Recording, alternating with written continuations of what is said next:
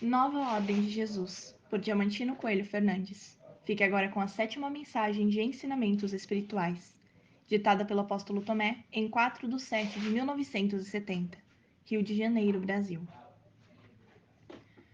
O amor e a graça do Senhor Jesus se derramam através desta mensagem sobre todos os homens e mulheres que tiverem a ventura de recebê-la em seus corações. A circunstância de ter o Senhor se instalado no solo da grande nação brasileira há de contribuir para que esta terra de Santa Cruz alcance a sua finalidade histórica, que é abrigar a população mais espiritualizada do mundo terreno. Chegaram os tempos de dizer a todas as almas encarnadas que aqui se encontram temporariamente, por períodos maiores ou menores, segundo o programa de vida de cada uma, que todas são espíritos com o objetivo de adquirir a luz que ainda carecem para a sua iluminação. Por isso é que o Senhor decidiu criar esta sua nova ordem e vir Ele próprio em espírito, dirigir de perto os trabalhos que se processam na Terra, com vistas à modificação de sua estrutura física.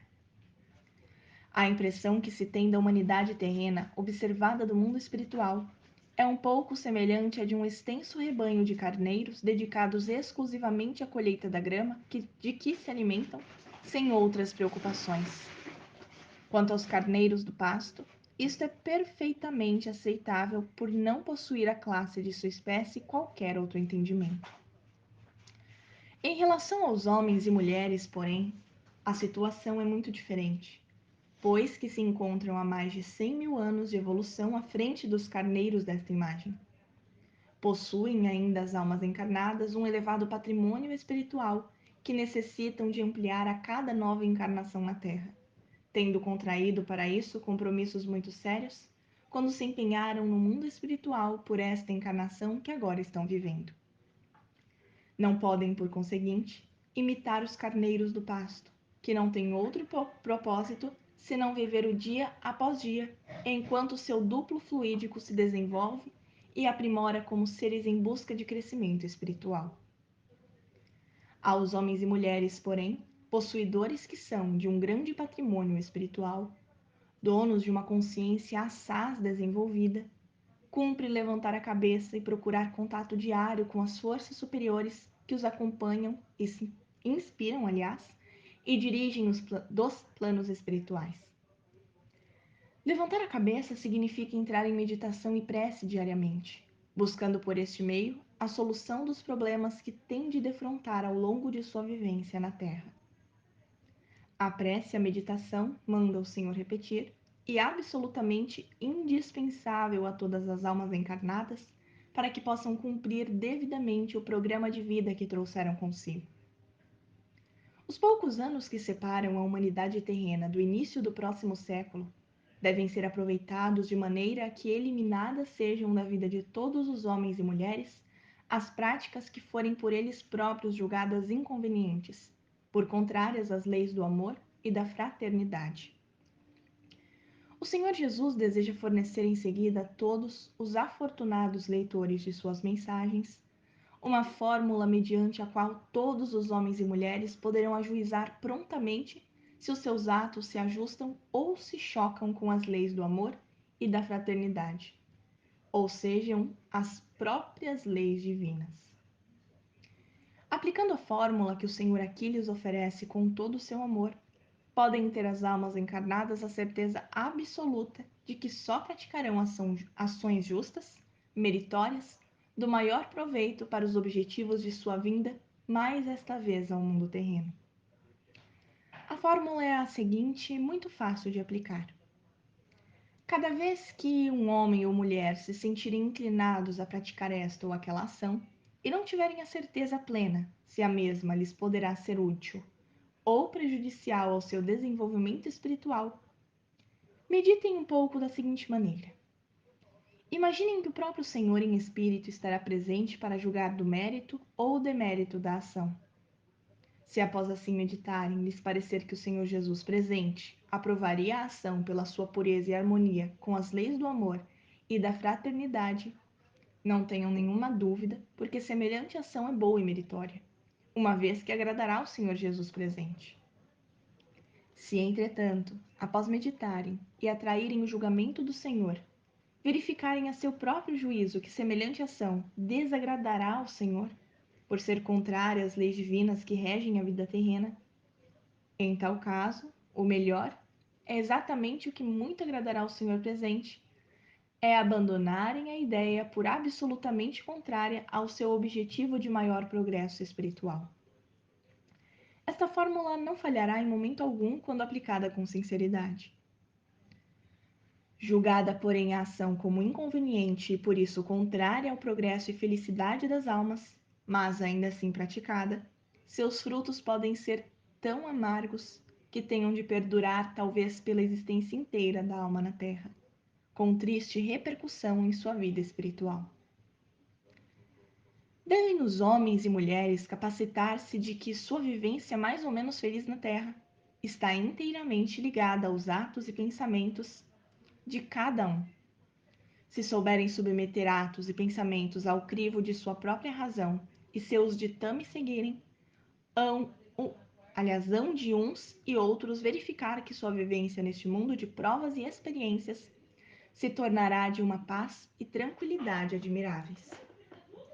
Aqueles, porém, que se habituarem a agir segundo os impulsos nem sempre corretos da vontade, irão acumulando em seu arquivo mental tais e tantos fatos que nem será bom lembrar. Uma certeza, contudo, devem alimentar todos os seres humanos. Todo ato ou ação que vierem a praticar em face do seu livre-arbítrio lhes será acreditado quando bom e meritório e se transformará em luzes e bênçãos no mundo espiritual. Do mesmo modo, todo ato ou ação contrários às leis do amor e da fraternidade, aqueles que o Senhor condenaria se consultado fosse previamente, serão debitados à alma no mundo espiritual e terão de ser resgatados em futuras encarnações. Há ainda uma agravante que é conveniente esclarecer.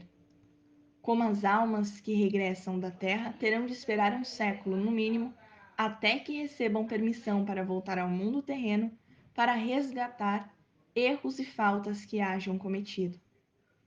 Claro está que o sofrimento decorrente desses erros e faltas as acompanhará durante tão largo período de espera no mundo espiritual, sem possibilidade de eliminação. Daí concluir-se bem facilmente que os erros e faltas praticados pelas almas encarnadas a elas se ligam indelevelmente, só podendo ser lavados em encarnações por vindouras. Como estas têm de demorar por dezenas e dezenas de anos até que uma nova encarnação ocorra às almas faltosas, o melhor é cada ser humano gravar bem isto em seu coração e afastar-se da prática de quanto o Senhor desaprovará. Uma explicação do Senhor a respeito da grande demora na concessão de uma nova encarnação pelas forças superiores às almas que necessitam de voltar à Terra em encarnações de resgate.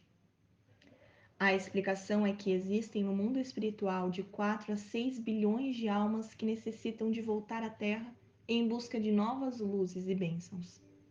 Como isto constitui problema, em face da falta de alimentos para esses bilhões de almas, processa-se no mundo espiritual uma espécie de rodízio para designar as almas que devem reencarnar, que são de duas categorias. Aquelas que, pelo seu mérito, poderão contribuir para o incremento do progresso terreno, que são invariavelmente almas que na Terra deram provas de cooperarem nos serviços do Senhor, das quais o Senhor necessita para a prestação de novos serviços. Esta categoria de almas volta frequentemente à Terra, numa média de meio século de estágio no mundo espiritual, onde continuam a preparar-se para a prestação de novos serviços ao Senhor. A outra categoria de almas autorizadas a reencarnar consta das almas com um século, no mínimo, de estágio no mundo espiritual, incluídas aquelas que tiverem contas de resgate a liquidar no solo terreno. Muitas destas almas vós as identificareis por toda parte, carregando cada qual a sua cruz.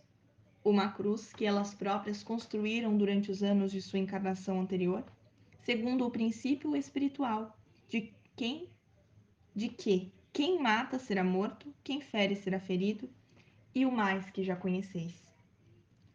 O conhecimento deste princípio deve levar os homens e mulheres do momento histórico que passa a corrigirem erros e desvios porventura existentes em sua vida presente, adaptando-se rigorosamente à doutrina do Senhor, que manda amar ao semelhante como seu verdadeiro irmão. E aqui vai uma nova explicação do Senhor para o melhor entendimento de todos. Quando o Senhor recomenda o amor ao semelhante, ele deseja significar a maneira de todos os homens e mulheres procederem para com o próximo, ou seja, procurar servir, ajudar o próximo no quanto puderem, minorando-lhe as dificuldades. Mas não só isso. Há momentos em que uma palavra suave de conselho se torna ainda mais útil do que a ajuda material. Almas existem na vida terrena ainda bastante pobres de ensinamentos, espirituais, devido à sua reduzida vivência no ciclo espiritual da Terra. E daí, muitas vezes, a razão das dificuldades que defrontam. Estas almas são enviadas ao solo terreno pelas forças superiores, na esperança de que os ensinamentos religiosos as ajudem a encaminhar-se com êxito na vida. Infelizmente, os ensinamentos religiosos se mantiveram ausentes, seja por que motivo for, e essa categoria de almas se defronta com problemas para elas insolúveis. Por tal motivo é que o Senhor Jesus encarece às pessoas de boa vontade uma palavra de esclarecimento espiritual às almas menos favorecidas da vida terrena. Palavra que poderá representar um foco de luz para elas, permitindo-lhes enxergar o caminho da sua maior felicidade enquanto na terra. Isto o Senhor considera a verdadeira caridade prestada pelas almas esclarecidas às necessitadas, ação esta que redundará em novas luzes e bênçãos também para as almas que tal caridade praticarem. Conheceis de sobra o velho conceito de que nem só de pão vive o homem. Conceito muito certo, porque realmente verdadeiro. Enquanto que o pão alimenta o corpo no momento, e sua ação se extingue após determinado número de horas, o ensinamento que é luz permanece a alimentar o espírito do homem por toda a eternidade. Esclarecendo então as almas necessitadas através de ensinamentos relacionados com a vida espiritual, para que estas se disponham a buscar elas próprias o socorro espiritual para a solução dos seus problemas, estareis praticando uma autêntica obra de caridade maior, muito maior, do que se entregasse em certas ocasiões determinada quantia em mãos dos necessitados. Ensinai o vosso próximo a buscar o socorro divino por meio da prece, e estareis prestando um grande benefício. Qualquer dúvida, considere o divino conselheiro presente. Que assim seja, graças a Deus.